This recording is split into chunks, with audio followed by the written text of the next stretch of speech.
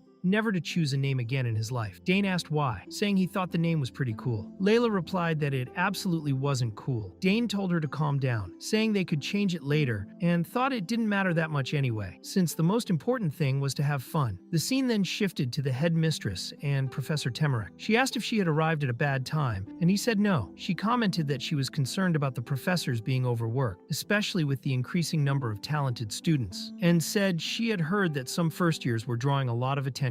The professor said yes and wondered if people were already talking about what happened in that class. The headmistress said she had heard something interesting had happened and, even though she didn't want to interfere, admitted she was curious. The professor replied that this was normal since she was the headmistress, and told her there was a student even more interesting than Claire herself who had shocked everyone, including him. The headmistress then said it must be Dane Sogris, since she had personally approved his admission, and commented that she had heard he had promised to write a recommendation letter for Dane. The professor confirmed it was true. The headmistress then explained that since the special process required 2 people, she herself had thought of writing the other recommendation. The professor was surprised and wondered if she really intended to do that. She said she couldn't just stand still in front of such a talented student. The professor thought that woman was a sly old fox and was already trying to pull Dane to her side. He wondered how he had forgotten what she was like and concluded he had messed up. The headmistress asked if he had any problem with that, and he said of course not. He added that when he finished the letter, he would like her to read it too, because it was better for them to be aligned in content. The professor sighed and said of course. The headmistress got up, saying she would be going now, and left through the door. The professor was very angry about the situation, thinking she really believed he would just let it slide. He decided that this time, she wouldn't be able to steal Dane for her side, because he would be the one to win over that genius first. Meanwhile,